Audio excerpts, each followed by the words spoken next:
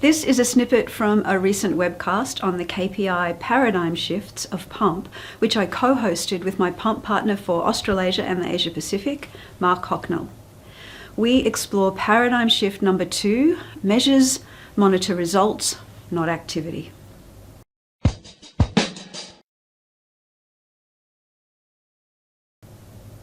Before performance measurement can align everyone to our strategic direction and strategy implementation, our thinking must change. Mark and I will walk you through the meaning and symptoms of another of the most important KPI paradigm shifts to make, that measures, monitor results, not activity. And we'll share with you 3 questions to help trigger this shift in your organisation. And this second paradigm shift is measures, monitor, results, not activity. And Giles, and I can't remember, maybe it was you, Trish, I can't remember, but you were, and also Ali, I think you were thinking about this one, that it would be one of them, and you're right. And Giles, I'll check if I can unmute you again shortly. I'll just do a quick introduction of this, but this is the one that I got from the work you did with the UN. Okay, so we need to be clear about our results, the outcomes or the impacts that we want, before we can know what measures will be useful to guide our decisions. Actions lead to results. Actions are taken because we want to create specific desired results. But the reason why we measure is to know if those actions are leading to the desired results. We don't measure the action. Project management takes care of action.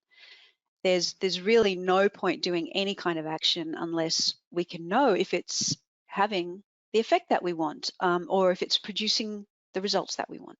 So there's no point measuring action and thinking that it's telling us about performance. Only measuring results tells us about performance.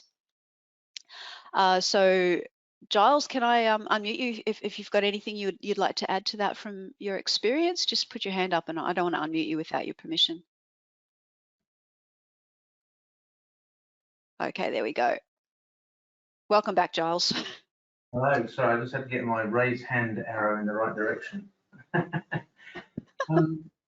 So yeah, look, the interesting thing around what we were doing, just a brief bit of background for everyone, we were trying to work out how do you measure the value of an official statistic? How do you measure the value of GDP or CPI or any other metric that your official statistics organisation would produce?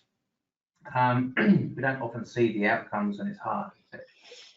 And it's been going on for a while because governments are making a lot of investment in this area, and people often ask why. Where's the value? And so one of the challenges we have is how to prove it. That's one of the questions at the very beginning. Are we doing this to prove our value or to improve our value? So then it came about as a group had started tackling the problem before us, and they'd come up with our brief was to test their metrics and assumptions that they had put on the table. And they put various metrics on there, such as measuring the number of mentions in the media, measuring the level of social media engagement, how many retweets are there of your release, etc. And the question then had to be is, that's a measure of activity, but it's not necessarily a measure of value, which in our case was the result we were looking to achieve. So we then said, well, what happens if you start measuring the number of retweets, as an example? And you don't know why it's being, is it being retweeted because it's such a good statistic or such a good value piece of work? Or is it being retweeted because people hate it? And so actually measuring the number of retweets tells you nothing.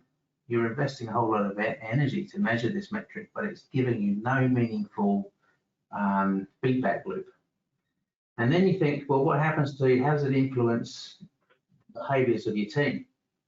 Well, they're getting rewarded for retweets, so they'll start posting anything that they think will be retweets rather than anything they think is adding value. And so through having let's say an activity-based or an inappropriate measure, we start to influence the behaviour of our team members and therefore the outcomes that we achieve as an organisation. And so for us, we commented to this effect, and we then tore up the script and started to redefine the problem.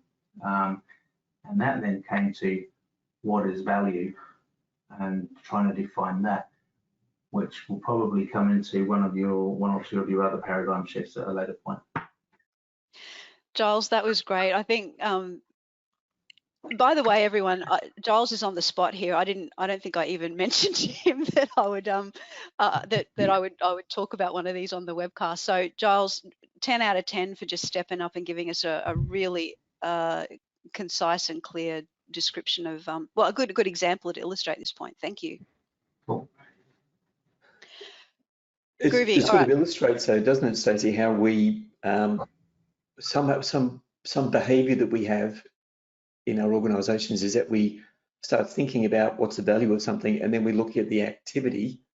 We look at the things that we can easily count and measure as a way of thinking. That's what we're measuring. But the key point is, in this paradigm shift, is we need to figure out what are the results or the outcomes, and then when we know what they are, then we can figure out what the measures are, which is my take on what Giles just said. Yeah, exactly what Giles just said, and also exactly what this paradigm shift is about. You know, we're using value rather than results, and that's really what results are. They're an expression of value. There are some very obvious symptoms that your organisation may not have made this paradigm shift from measuring activity to measuring results. But the symptoms that your organisations has not yet made this paradigm shift, this one about measuring activity, and still stuck in monitoring activities rather than results, it can sound like this. So the first one is that measures monitor what is done rather than the impact of it. So again, the stuff that we do has to have an impact. And it is like having a measure to develop a digital transformation strategy by the end of the year. So this kind of goal represents the confusion that exists between project management and performance measurement. Performance measures measure how well something is performing, and Amanda, that's back to your point. We use the performance measures to give us feedback about those results or outcomes and how well something is performing, and not whether or not someone got something done by an arbitrary date. The second one is that KPIs or measures just count how many widgets got made or how much stuff got done.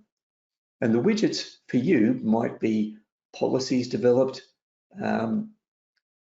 statistics released on Twitter, it could be community events, could be trained employees, could be the number of innovations, it could be the number of automated processes. It's all of these things. But how much stuff we get done is never the evidence of whether all that work is making a difference, and whether all that work is making a difference that it was supposed to make. So why we celebrate that we hit our target for the number of employees trained when virtually none of them are using that knowledge that they've got or using the skills that they've learned through that training. And the third one is that goals or objectives describe actions and not results.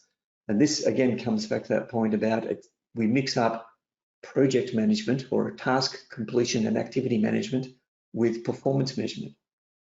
So we're talking about goals such as, provide diversity training to everyone, or transition to 100% digital documentation.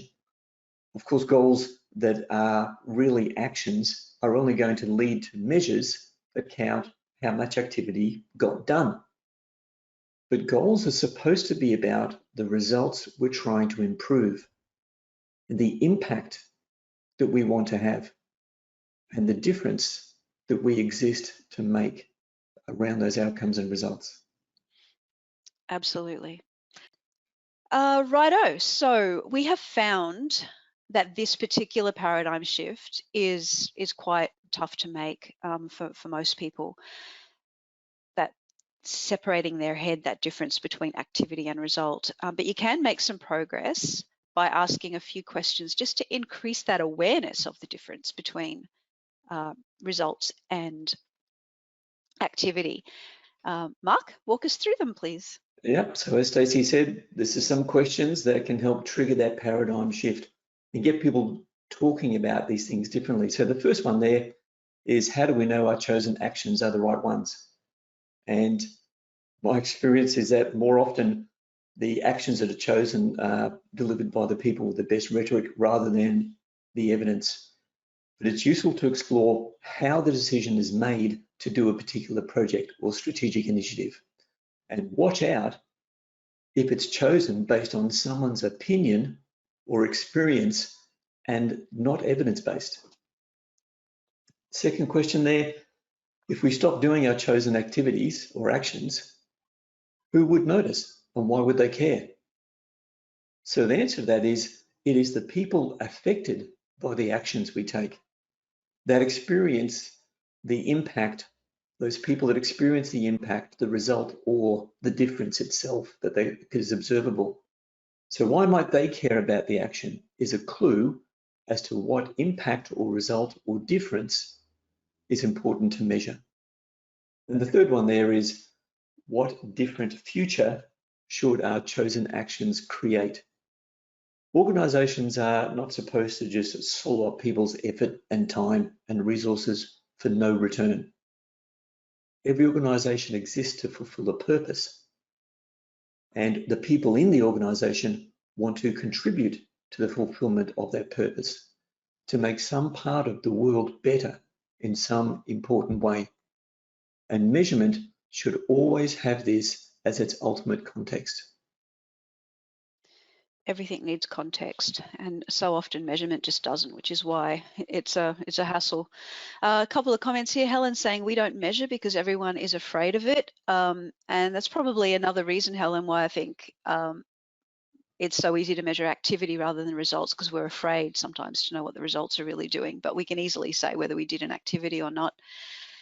And Dale's saying that local government is really hard to measure the outcome or the results or value. So that's probably why they focus on actions. Mark and I have done a fair bit of work in local government, Dale, so we hear you. Doesn't mean we shouldn't keep trying though. Just put the effort into figuring out what the outcome is first. Yeah, I don't think that, by and large, Mark, wouldn't you say that's just what people don't know they need to do, is to put the effort into defining the result first? Yeah, that's it. So, like I mentioned before, this is a tricky one. I've got to say repeat what Giles has just said here. In the strategy meeting they had yesterday, it took 3.5 hours to agree on their purpose. So how have we measured performance in the absence of this previously? And that is a very fundamental question, Giles. Absolutely. And Andrea's added one there too about we measure what we know we can achieve, and that comes back to the whole thing about hitting targets. We set the targets that we know we can achieve because it makes us feel good. That's it.